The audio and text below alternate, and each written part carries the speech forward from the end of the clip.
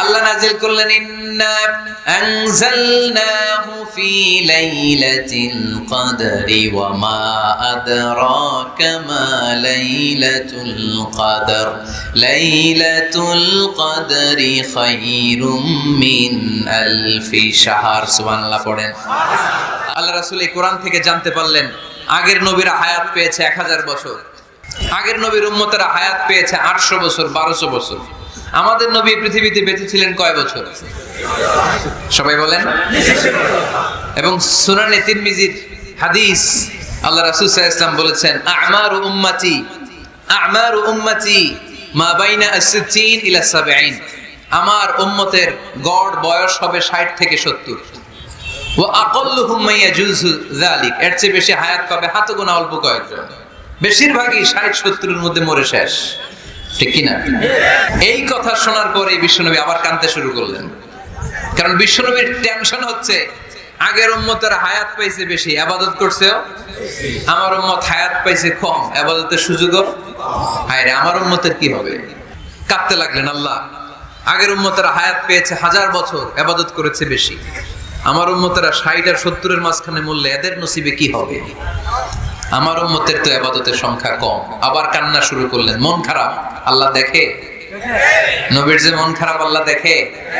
আল্লাহ নাযিল করলেন ইন্না আনজালনাহু ফি লাইলাতিল কদরি ওয়া মা আদরাকা মা লাইলাতুল কদর লাইলাতুল কদরি খায়রুম মিন আলফি শাহর। সুবহানাল্লাহ পড়েন।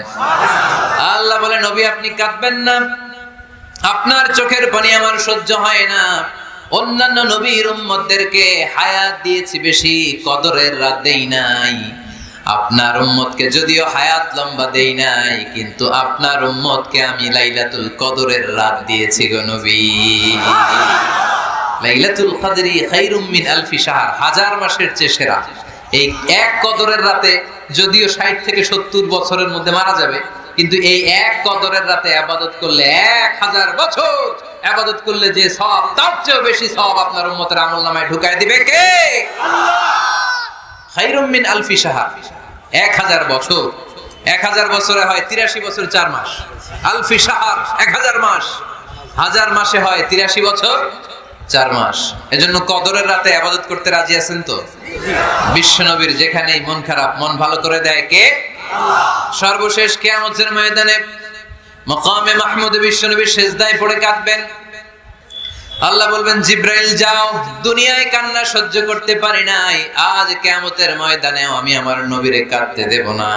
ইযহাব ইয়া জিব্রাইল কুল্লাহু মা ইউবকিক, যে আমার নবীরে বলো নবী আপনি কাঁদেন কেন? সাইয়েদনা জিব্রাইল যে বললেন নবী আল্লাহ জিজ্ঞেস করেছেন আপনার কান্নার কারণ কি? বিশ্বনবী তখনও সিজদা থেকে মাথা তোলেন না, সিজদায় পড়ে উত্তর দেয় উম্মতি উম্মতি উম্মতি উম্মতি রব্বি হাবলি উম্মতি। আল্লাহ আমার গুনাহগার উম্মতের কি হবে? আল্লাহ আমার উম্মতের কি হবে?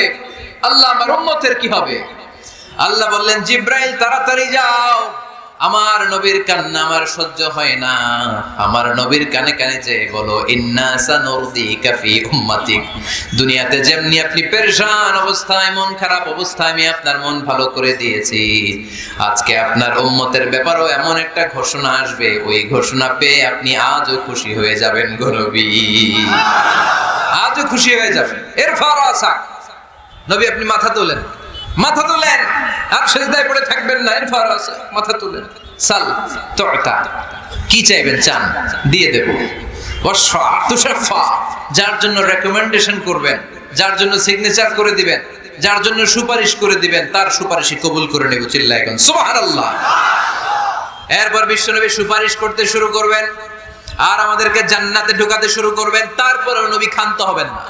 এরপর একটা পতাকা হাতে নেবেন, ওই পতাকার মধ্যে লেখা আলিফ লাম হা মিম দাল, মানে আলহামদু, লিওয়াউল হামদ, প্রশংসার পতাকা। ওইটা নিয়ে জান্নাতের দরজার সামনে দাঁড়াবেন। তখনও পেরেশান, সবাইকে নিয়ে, উম্মতের সব জান্নাতীদেরকে নিয়ে বিশ্বনবী দরজার সামনে দাঁড়িয়ে নক করবেন। ভিতর থেকে জিজ্ঞেস করা হবে মান আনত, কে আপনি? আল্লাহ রাসূল বলবেন আনা মুহাম্মদ।